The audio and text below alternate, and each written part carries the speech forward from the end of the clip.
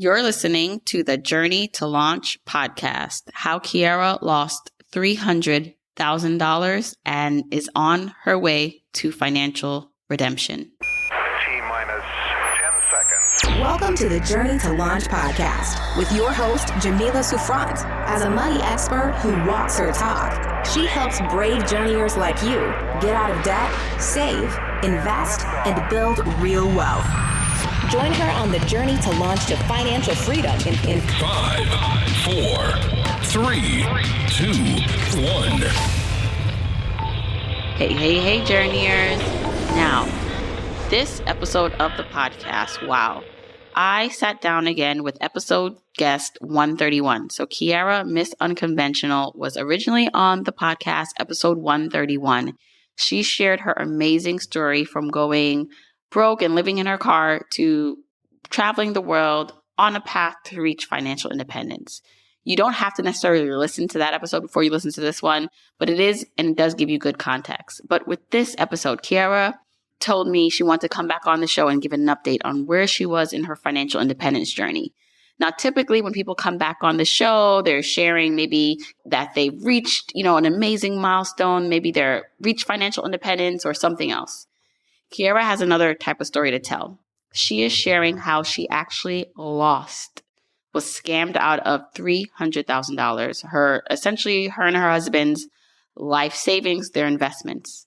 And I wanted Kierra to share the story. She wanted to share the story because she wanted to share what it's like in the middle, the messy middle, the really messy middle, and how it came to be, what she did, what happened.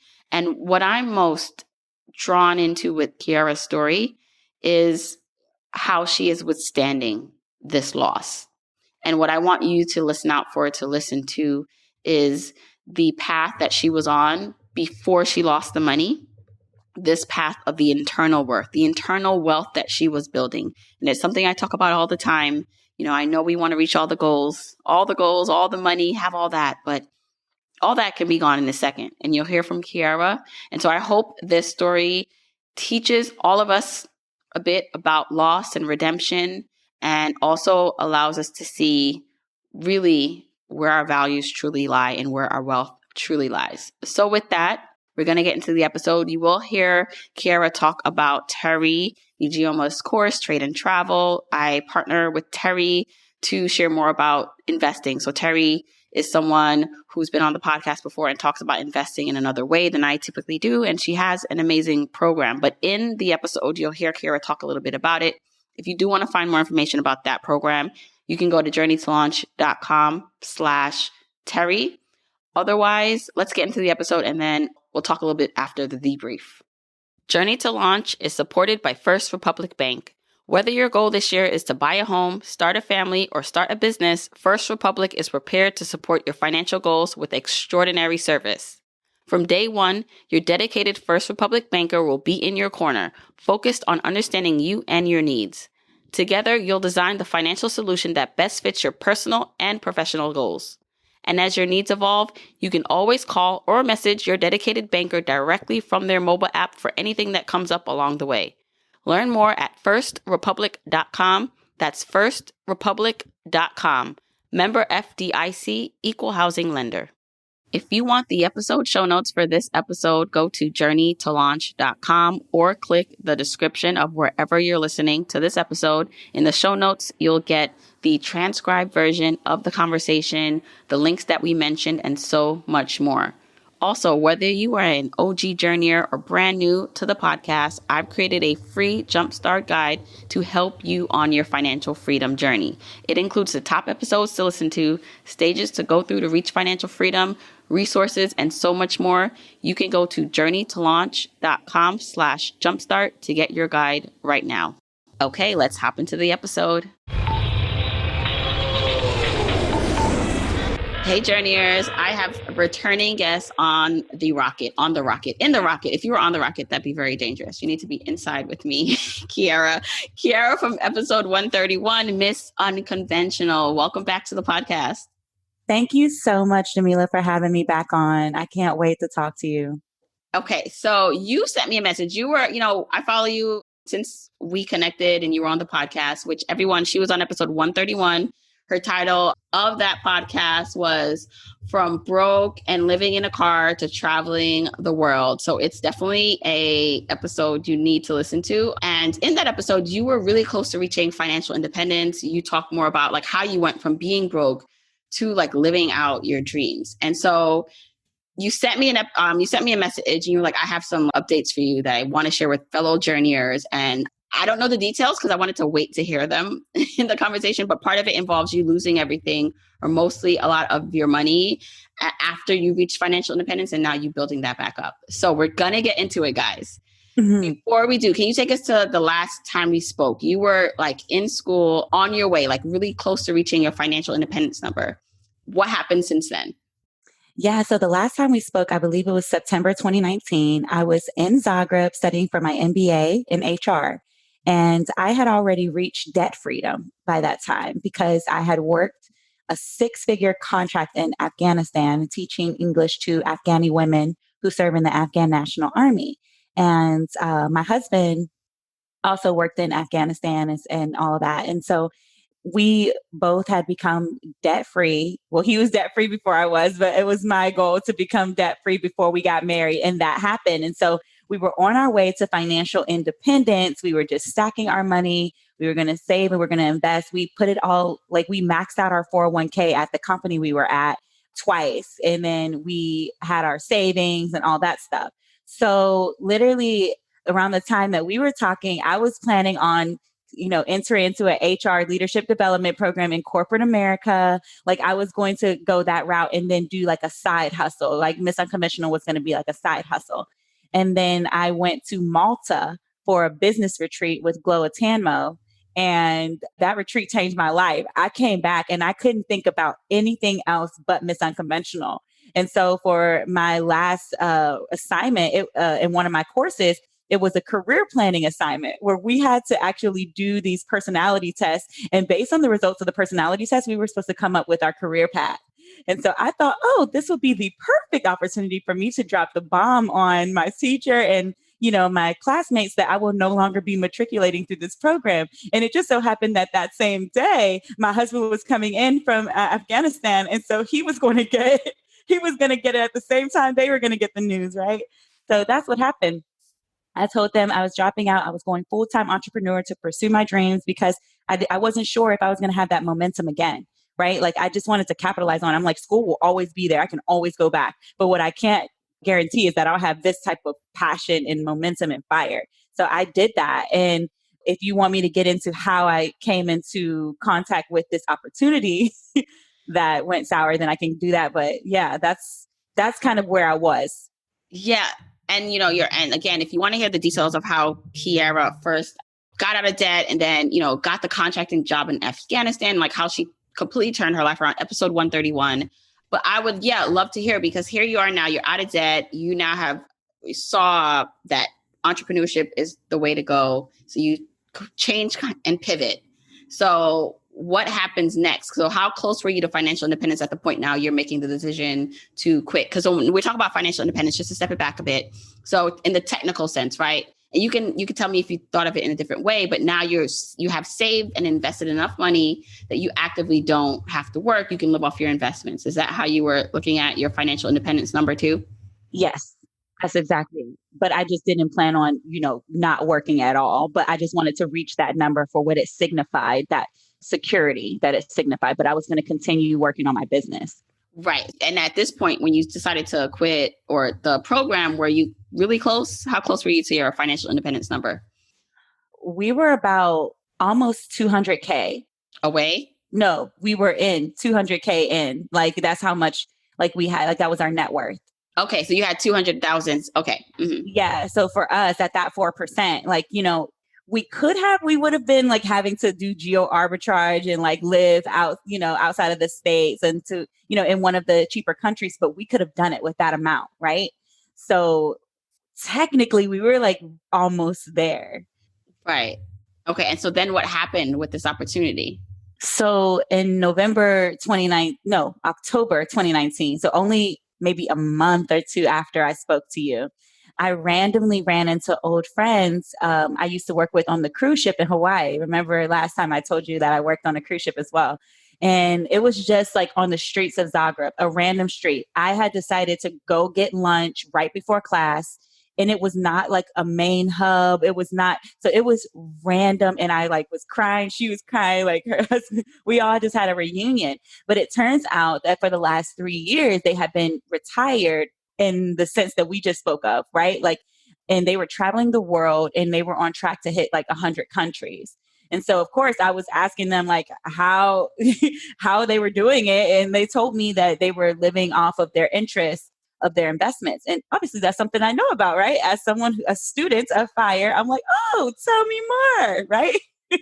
And so I inquired further and discovered that a friend of theirs had a business trading on the foreign exchange for other people. So he was essentially trading on Forex for them. And of course, like he would take 50%, but they would receive 5.5% per month of their total investment portfolio. Yes. Of what they were investing. Yes. And if you know anything about the foreign exchange, you know that 5.5%, that's pretty conservative compared to what you could make if you were being really aggressive. So I was like, oh, okay. Like, first off, that's almost 90% a year. Like, you know what I mean? That's crazy. But at the same time, I'm like 5.5% a month trading on the foreign exchange. I'm like, but that makes sense because people do make that kind of money. And that's not that much, right? So I'm thinking to myself, this makes sense. And it wasn't one of those MLM setups where like they didn't get paid to refer me or anything like that. It wasn't like a part of, oh, they get me in and they sign me up and they make money off of my money. It was nothing like that. I talked to my husband about it, told him everything that they had told me. And like, these are good people, Jamila. Like they had no reason to like lie or anything like that. So I didn't feel anything in my gut was wrong with the whole situation. Like nothing. If anything, I felt on fire. I'm like, we finally figured it out. This is the way forward. This is how we're going to do it. Right. So I'm like pumping it up. My husband is on board and we get in contact with the guy who trades for them and he gives us a contract. I read over the contract. It seems legit enough. Like, Jamila, I'm not an idiot. I promise you. Like I've read like 50 personal development books in my life. And like, I consider myself to be well versed, but there were no red flags. And so we started with 25K and we wanted to see, hey, are we going to get 5% or like 5.5%? Because the range was 3.5% to 6.5%. But he said it was hovering over that 5% for them for the last couple years.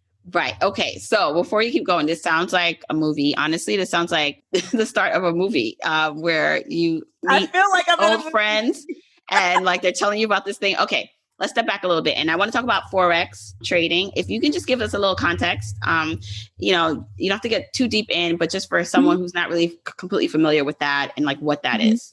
So it's the art of trading currencies, right? So with the stock market, you're trading pieces of a company, right? Like you're trading stocks in a company. You know, one moment they might be up, like Tesla might be up, and then the next day the stock plummets, right? But with foreign exchange, you're trading currencies, the US dollar, Japanese yen, the euro, the pound.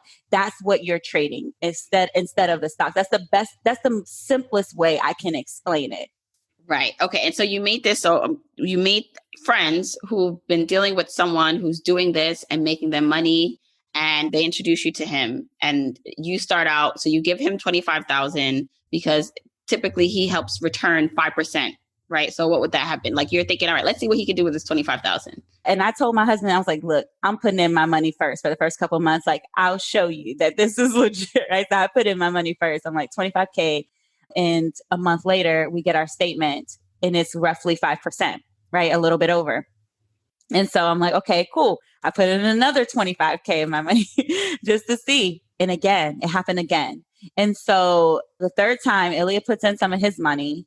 And this brings us to January when we went all in. Because we saw for like 2.5 months that this was consistent. And we were like, okay, let's just put it all in. So we put maybe like 195K, I think, in by the end of it. And so that was January. And when we saw like that statement come February, we were like, oh, we're much, like Okay, and I want to give people math here. So you put it in 195. So if you were getting 5% of that, 5.5%. 5.5%. Okay, so let me do that again. Almost $11,000 that you got Yeah. returned on that money. And how did you fund that? Was it like you took money from your 401k or investment accounts? Well, we had already taken our money out of the 401k, put it into our checking account, and we transferred it from our checking account. And so you had to pay also penalties on that. We did have to pay penalties on it. Yeah. Yeah. Okay. But you're like, all right, at this point, if I can make this back like this, all right. So now you're all in. You put 195,000 in. You got that first 5.5% return. Yeah. Okay. What happens next? Oh my gosh. I feel like this is like building up. Oh my God. Yeah. So, so we got that first indication that like, okay, this is financial freedom. Because if you can't live off of $11,000, then something's wrong with you. Like that's how we were feeling. Like something's wrong with us if we can't manage to live off of this, right? Like we were living off of much lower than that before. So anyway, February hit. So March, we decide to cancel our 12 cities in 12 months tour because, that was not sustainable, obviously. And good that we did because right when we moved to Dallas, COVID hit like 2 weeks after. We started taking out the money. We started living on the money from March on, right? And I'm talking 10,000 here, 15,000 here. This is the return from what was coming from the portfolio that he was trading for you, the monthly return that you were living off of. Right. The interest. We were starting to withdraw once a month based on the interest. So we wouldn't take all of the interest. We would just take, like a little bit less so that the rest of it, like whatever we left, maybe it was 2K or 3K, it would go back to it would be added to the principal and it would continue to build. Right. And so we did that up until September. I'm telling you, in September, we withdrew our largest amount, which was 25,000. And the reason we did that is because I had a couple of programs that I wanted to invest in, self-publishing school, all these things. And so we did it because I wanted to invest in these programs for my business and all that stuff.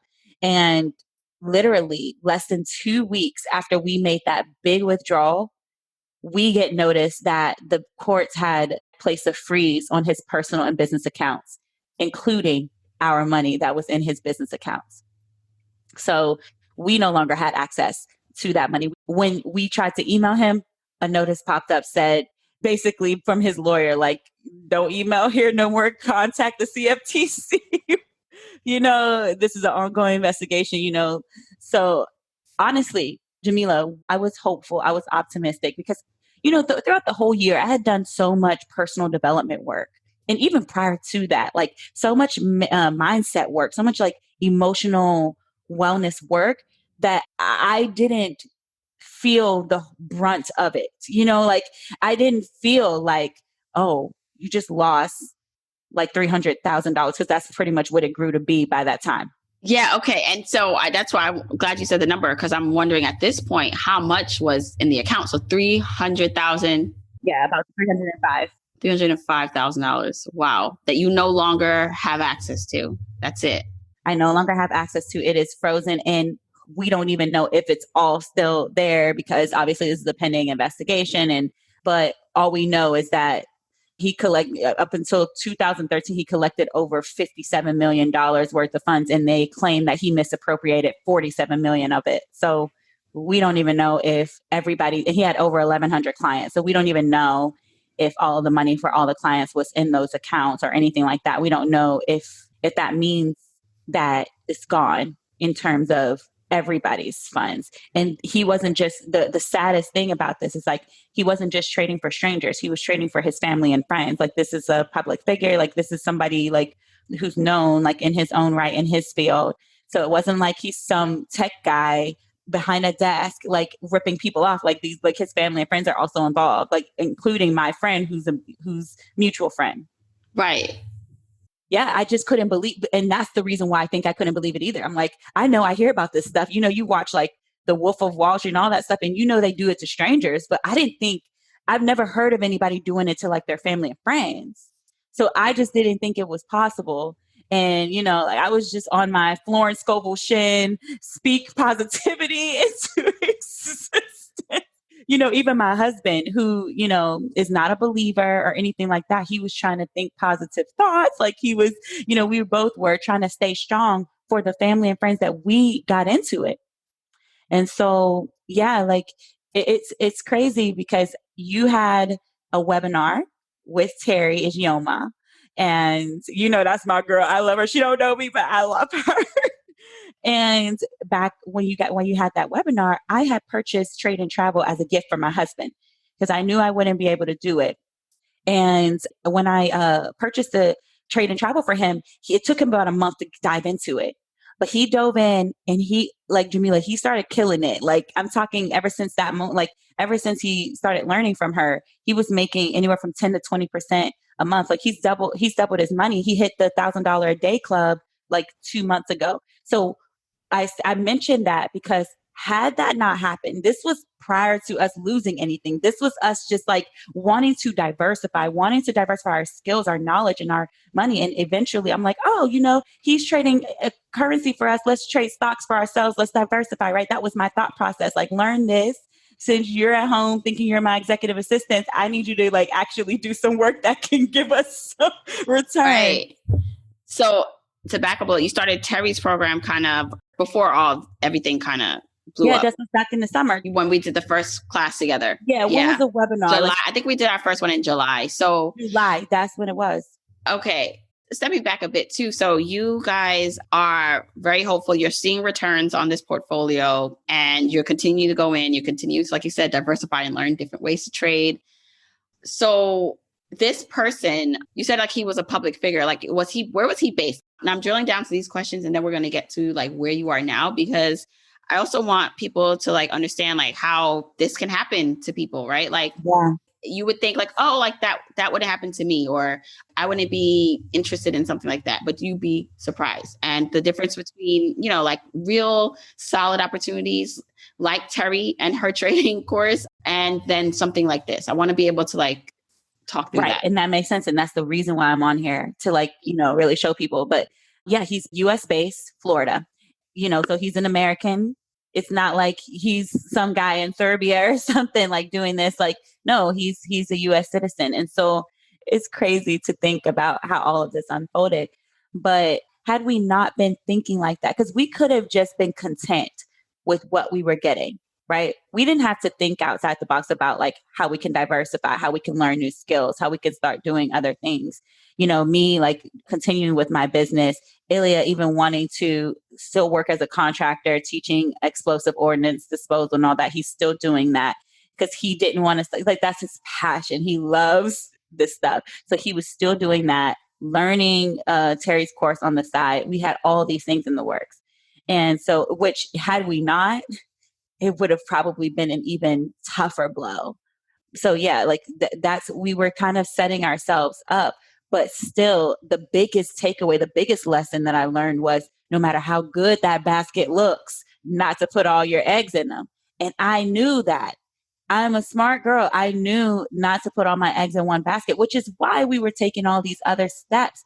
But we were too slow. We were too slow in diversifying because we're like, man, he's been doing this since 2013. Our friends have been withdrawing way more than we do every month, like, you know what I mean, for their lifestyle and all that stuff consistently with no issues.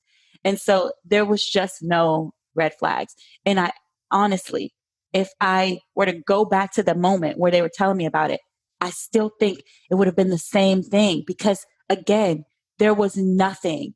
I've run this over and over in my head trying to figure out, because there's usually like red flags. There's usually, even if you think there isn't, like you think about it enough, there's some red flags. But for me, there was nothing. So when it comes to that type of business model, is that something that people actually do and is something sustainable? Like this way that you give people money to trade on your behalf? Like, is that something that is legal, one, and that people actually, it's a sustained business model for people? Oh, yeah. I mean, like with hedge funds and things like that, people who do it on a grander scale, like that's basically what it is. Somebody gave you their money to then trade on their behalf, but we only hear about it on the grand scale. We don't hear about the person who, has maybe 10 to 15 people that they trade for, which is completely legal. My husband, even after all of this, he was like, I've discovered my purpose now. My purpose is to restore or recoup what our friends and family have lost by trading for them, by getting good enough to trade for them. because it is legal and he can do that. And to just prove to people that not every trader is a scam artist. Right. And I guess that's the thing, right? Because then you hear stories like this and you're just like, but why? That's why they go to the bigger maybe companies, even though they just are, they have same types of sometimes scams and things happening. I just think this is such a interesting thing. And, you know, as it comes to financial independence, and that's the thing, right? You to whom much is given, much is required. Like to whom this information that we're receiving, these doors that are opening up for us, like the opportunities that we didn't know were possible, right? Like you had no clue about this when you saw your friend and they told you about this. So you didn't know that it was like you could get into it this way. I thought it was for white men. Like I thought that the white men did this for each other. And like, to be honest, if I'm being completely honest. And it's still probably a legit way that people make money, right?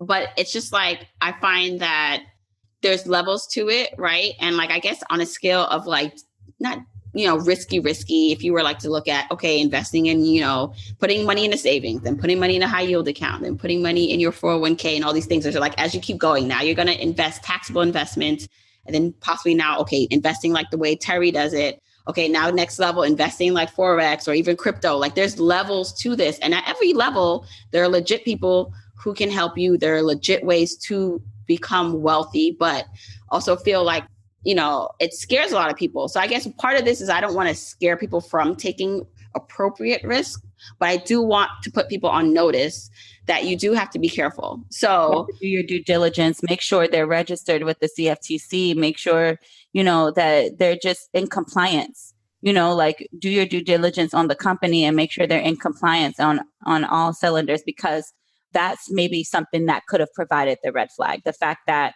he was exempt when he first started trading from registering with the CFTC. But as you grow and get bigger and bigger and have more clients, you have to register. So that could have been the possible red flag had we looked into that, but we didn't. Okay, so that for me, so as learning lessons, you know, looking back when you talk about not seeing a red flag, but you would have done differently where you would have looked him up to see if he was registered when you went into business with him. Yes, it was just an oversight because I trusted, you know, my friends, and the fact that they were his friends. He had, like, he traded for his family. Like I truly just had this naive trust, and I didn't do my due diligence and checking. Maybe actually, now that I think about it and now that we're talking about it, that would be the thing that I would do if I were to go back and this were to be the case again. Yeah. And again, you know, you could be sitting and be like, well, like I'd never do something like that. And they always say sometimes people start out with the best intentions. Like, I don't know this person, but there are people like that with possibly good intentions. And then things get carried away. They're not, you know, I don't know why he got caught up, but it just also feels like part of what has allowed you. So if you go back to, you know, to your story, Kierra, about how you elevated yourself from being, you know, broke in a car to, you know, teaching in Afghanistan and building the wealth that you built and just being such a dynamic business owner, like part of that guts that you've had to be able to do that also then, you know, puts you in a position then to take risks that other people maybe would not even be in a position to take. Right. Exactly. Right. So I feel like it's the gift and the curse because, you know, I have no doubt, and I know you're going to talk a little bit more about this, like at what you're doing to build yourself back up. But I think that's like your gift is that you probably are very, you know, like, all right, like you go after it, like you're doing. Because when you first told me you were in Afghanistan teaching, I'm like, whoa, like, even though I don't know really how it is, like that is like, wow, that must be risky. So I do, you know, you have that kind of personality. Right. So I just think it's fascinating. Now, a quick word from one of our sponsors of the podcast today, Athena Club. Ladies, we deserve better than having to choose between either cheap disposable razors or overpriced brands. In trying to save money and cut costs, I've made the mistake of buying those cheap disposable razors that cause razor burns or cuts, and honestly, they were just poorly designed. Thankfully, I found the Athena Club razor. The Athena Club razor is expertly designed with the sharpest patented blades on the market. These one-of-a-kind blades are enhanced with a revolutionary water-activated serum that has shea butter and hyaluronic acid for a skin-soothing shave with maximum hydration. In fact, the Athena Club razor is the only razor designed with hyaluronic acid. The best part is the razor kit. It's only $9, which includes 2 5-blade razor heads, your choice of razor handle color, I chose the coral color, and a magnetic holder for easy storage. So now I can get new blades shipped regularly and I never run out. Plus, get this, Athena Club lets you take a survey to choose how often you want your replacement blades shipped to your door and how many you like in each shipment. Subscriptions that you can manage carefully are such a convenient way to save money, and with Athena Club, you can pause a shipment, cancel, and restart at any time. And it doesn't stop at the incredible razors with Athena Club. They carry all self-care essentials you need, from period care to body care and even a probiotic and multivitamin. And every product is vegan and cruelty-free. So stop using razors that underdeliver and switch to Athena Club. Sign up today and you'll get 20% off your first order. Just go to athenaclub.com and use the promo code JOURNEY. That's ATHENACLUB.com with promo code JOURNEY for 20% off. As I'm thinking about journeyers listening to this, as they're thinking about their own journey, maybe they are a little bit more risk adverse than you and even me. But it's just the matter of doing your due diligence and really taking time and knowing the kind of risk you can afford to take. So even with Terry's program, right? I know one of the things that I personally have not taken Terry's program, but I have close family and friends like my sister, my best friend, people who trust and tell me the truth have. And then all the receipts that people like really who have taken it say like it's legit. But there are some people who, when they listen to Terry or hear that I'm doing something with her, are just like, oh no, like, what is this? It seems like a scam. And that for me was hard because I'm like, the last thing I want to do is to like introduce my audience to anyone that could possibly hurt them in a way. But then also giving my audience, hopefully, if you've been listening this whole time to the podcast and to the things that Terry and I, when we do the classes together, is that it's never positioned as get rich. She's not trading for you. Yeah, you're learning it on your own. And these are the things where I want, even whether it's Terry or someone else that you're interested in doing, or another type of program, maybe it's real estate, is that you take the appropriate risk. So if something costs to invest in the program to learn $1,000, $700, $2,500, $5,000, that it may be risky for you to do it because, this is money that you could put somewhere else. But if you lost it, you would not be destitute. You can still have a roof over your head, because the last thing I'd want is for someone to like put their last into anything like that and then something happens. But it's also having the confidence and the knowledge that even if you were to, not do the work or lose your money, and you have the knowledge to be able to move forward in a way that can help you, whether it's a lesson learned or not. And so I just want to like dig down into that, because I do think what's going to help you moving forward, and what's probably helping you already, is all the things you have gained from the experience moving forward. And here's the silver lining, so to speak. Had we not had that interest coming in and living off of that for 8 months or whatever, we wouldn't have experienced a lot of what we experienced. We wouldn't have been able to do a lot of what we did. I wouldn't have been able to grow my business the way that I did. There's a lot that would not have happened. So I can't say that it was all bad. And there's always a seed of opportunity in every tragedy and every failure, So for us, it's looking at what happened and what we did and learning from it and being able to move forward wiser and just, hell bent on restoring, recouping, our loss, but also becoming stronger than ever. Like this is a true test for a relationship, a marriage, right? Like the number one cause of divorce, I think it's communication, and then finances, and then infidelity. Those are the top three. Finances is huge, right? A lot of people would probably divorce. If I was married to anybody else, they probably would have divorced me. But he's like, no, we did this together. Like, this is our situation, and it's our problem. But a lot of couples may not have been prepared or ready to deal with this type of loss. And so it tested us, and we are so much stronger. When I tell you, it pulled us even closer together, which I didn't think was possible. It pulled us even closer together because we had to start getting really resourceful. And even so my husband went from when we first started dating to being like what I would call an atheist to now being sort of like agnostic, because it's weird. It's really weird to see the changes in our relationship and in his way of thinking and even his spirituality. And so like, I'm like, oh, maybe this was the catalyst. Maybe this was the way to bring you closer, God. I don't know. But I wish it was a little more subtle. But if this is what like, it it's didn't have to be 300,000. It could have been, 10. Like, come on. like, we're going to give you 10, maybe 20, but then the whole bag. I would have learned my lesson at 5. Okay. Like, Right. The whole daggone bag. But my friend kept telling me, she's like, God keeps telling me to tell you, Kierra, that he's going to restore everything that you lost and then some. And so I just believe that. So that's part of the mindset that we're going in. And I'll never forget a couple months ago, my husband said we were both kind of like crying on the phone. He was away and he was like, Kierra, he's like, I woke up this morning and I just felt like, he's like, and I know you're probably going to be like, what the heck are you talking about? He's like, but I just think we have to forgive. I know that sounds crazy, but I think we have to forgive. And I'm like, who are you? And what have you done with my husband? But he was right. We have to forgive in order to just release and move on, because we can sit there and marinate in misery, or we can start doing so, taking back control of our life and doing something about it and putting in place a plan to get everything that, that's ours by divine right. oh my gosh. Yes. And do you think losing that amount of money is similar to I don't want to say it's like a near-death experience, but like people who have had those near-death experiences, like they come back and they have a different view of the world and life and time.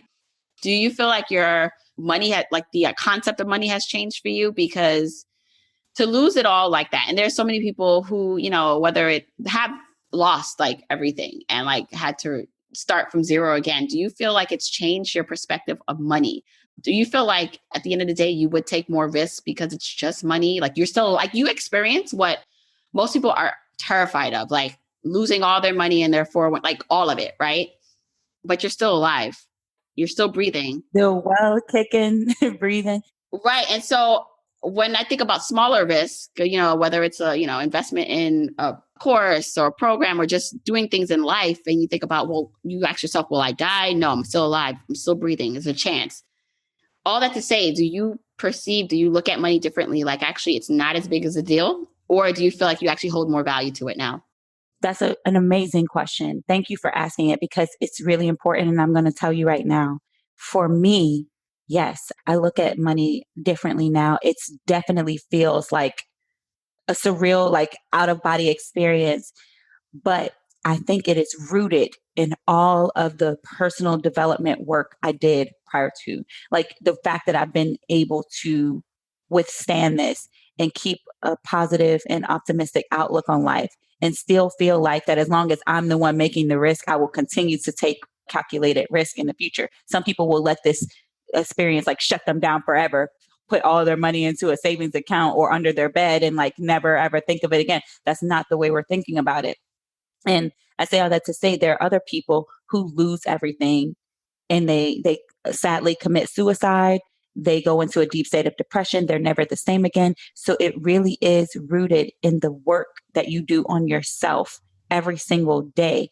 Had I not been reading, journaling, practicing gratitude on a daily basis inside of my morning and evening routines, had I not been doing that already prior to this happening, I don't know if I would be speaking to you the way that I am now, feeling confident about the future and feeling like this is just one setback for the biggest come up ever, because that's exactly how I'm viewing it. In soon as I come up, I'm making sure that everyone that I personally know who lost will be brought up with me. And so a lot of people are thinking all men for themselves. They're like, I don't care about everybody else. I lost my own money. I just, but for me, I don't have the luxury of thinking like that, because I just don't. I can't think that way. And so I have to keep going, because I've been called. I have a purpose. So I have to keep going. I can't let this ruin me. So, when you find your purpose and when you have routines that are rooted in gratitude and just for life in general, yeah, like you're going to see things a lot differently than someone who may not have done the work. Mm. Yeah, that's beautiful. And it really, I give advice, and anyone listening to this now, I know, you're listening to this because you want to pay off the debt, you want to save the money, you want to quit that job, reach financial independence one day, and all these money goals that matter and, mean something to you. But really what Kierra is talking about, like this daily journey that we're all on, this hour by hour, minute by minute, second by second of improving and being your best self without the money. Who are you without that? Because that is the riches. And I've been trying to, I've always, want to bring it back into the conversations I have. And it's not just about the dollar amount. It's the inner wealth that you cultivate and you create. And people was like, yeah, give me the money first. But that could be taken away from you. Everything that we have, we can't go on, when we are gone from this earth, we can't go with it. And so your vessel, who's inside, that spirit, that person, what is that? And that's why I say it's so important to invest the time, the energy, the resources in you, because nothing can be taken from you. That's going to be my biggest investment moving forward. My greatest investments moving forward will always be in myself and my own personal and professional development. So if I'm spending thousands of dollars, it's going to be on me and my brain, my education, my spiritual growth, and all that. Something that then no one can take from me, if that makes sense. It does. It does. And this is what I keep saying. And every time, I forgot which rich person or wealthy person, maybe it was Jay-Z, someone said, basically, you could put me anywhere on this God green earth, I will triple my worth. It doesn't matter. And they have this show, I haven't watched it. It's called Undercover Billionaire, I believe. And I think Grant Cardone I forgot the channel, but they put this millionaire or billionaire, him right now, Grant, in the middle of nowhere with nothing, no resources. And it's he's charged with, okay, what can you do within a certain amount of time? And again, I don't know what's happening, but I'm sure he'll be okay. And it's that kind of determination mindset that I think we need to focus on. Okay, so what are you doing now? I know you're doing a lot, right? But what is your plan to rebuild? What are the next steps for you? Thank God, I just secured a really big contract within my business, becoming a productivity coach for inside of someone else's course program, a big name, and I won't mention it here, but so that's been a blessing. And then also just continuing with my one-on-one work, my vision board workshops, my goal setting workshops, which you brought me. Yes, you came into the Money Launch Club. You did a workshop. Yes, it was great. Yeah. Mm-hmm. So being commissioned to do things like that, I'm going to scale that because a lot of corporations actually want things. What I gave you, the goal setting workshop, a lot of that's in demand for a lot of bigger corporations as well. And so I'm going to be pitching myself to those for those type of opportunities. I'm exclusive for the productivity coaching inside of course programs right now, but even that can be something that I scale. The one-on-ones are not super scalable, but something that I also want to get into because that's a way for me to offer, a premium high ticket offer, but, really add value to someone's life. I'm coming out with a book that I really it's my goal to sell 10,000 copies within 2021 of this book. It's called Permission to Pivot, Granted, an Unapologetic Guide to Changing Your Goddamn Mind and Life. And then I'm going to publish 3 more books, so one every quarter. And then in addition to that, my husband's going to continue to trade, but now he's going to be even more serious about it than he was before. And he also works as a contractor still because that is his passion. And basically that's what the plan is for myself and for him. So we're just going to both just walk in our purpose, start to rebuild, live below our means. Next month, I'm moving back in with my mom. He's moving to El Paso to be at because his job is in El Paso. I'm moving with my mom to Ohio. So we're going back to the long distance life like we had to do when I was in Zagreb and he was in Afghanistan, because that's how we can reduce our biggest expense, housing, and hopefully food if my mom buys me food. But if not, I'm gonna take what I can get. But and then just stacking, because obviously we have more than enough to get another apartment. Maybe not keep this one, but we have more than enough to get on an apartment. But we want to do what we did when we were in Afghanistan, making 182 grand a year, live rent free, food free, all that stuff, and be able to stack and rebuild faster. And so that's where we're at. That's what we're doing.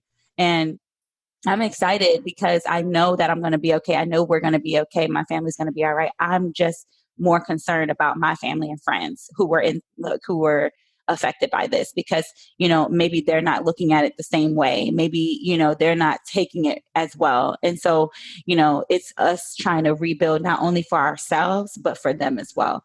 Yeah. Yeah. I mean, what a story. And I think, again, that mindset part of it is really key. So, not waiting until there's something like this that happens, until you lose something or you feel the loss of something physical or tangible, but like doing the work before that, being prepared, not just that you're preparing for the worst, you're just preparing and being aware of what needs to be.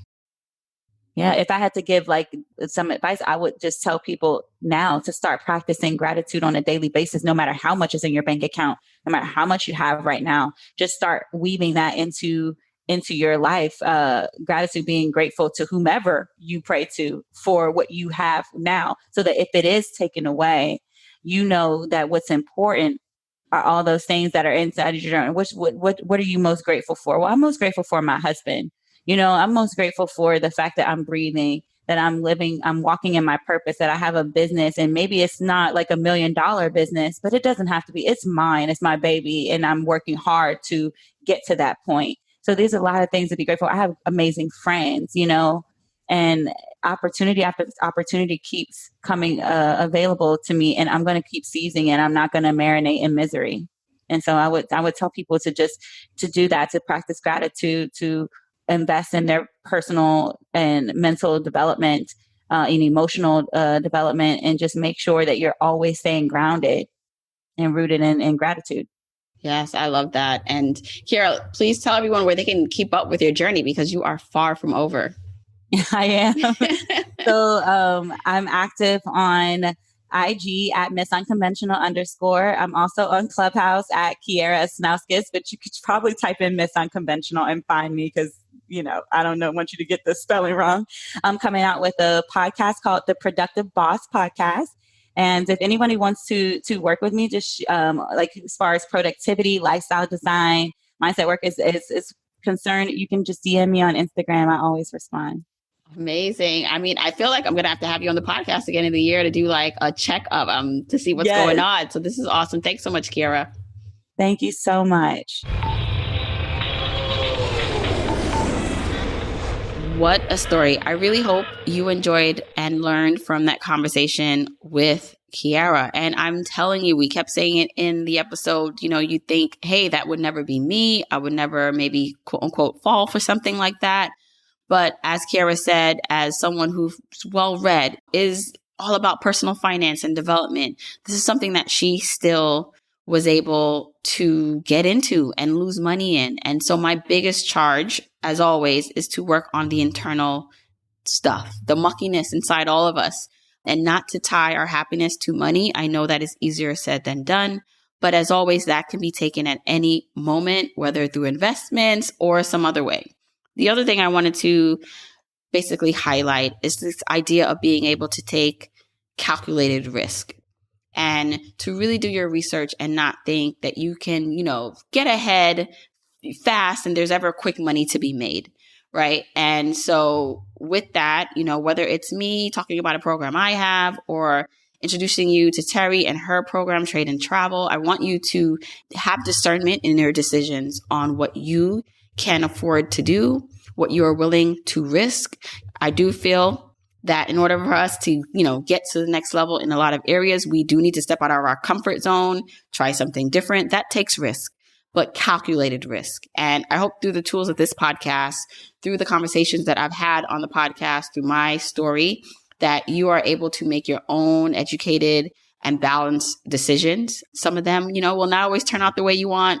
We will be missteps. I personally still make mistakes. Those things will happen on this journey. What I want for you is to be able to be resilient enough to bounce back from them, to withstand the rain and the storms that come along and are just on the path. So love to hear what you thought of this episode. Let Kierra and myself know. I'm at Journey to Launch. Kierra is at Miss Unconventional _. Don't forget, you can get the episode show notes for this episode by going to journeytolaunch.com or click the description of wherever you're listening to this. And you can still grab your Jumpstart Guide for free to help you on your journey to financial freedom by going to journeytolaunch.com/jumpstart. If you want to support me and the podcast and love the free content and information that you get here are 4 ways that you can support me and the show.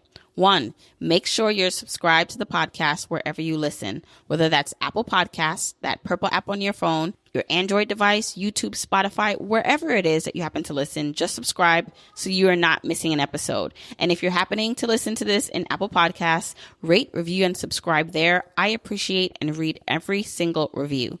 Number 2, follow me on my social media accounts. I'm at Journey to Launch on Facebook, Instagram, and Twitter, and I love interacting with journeyers there.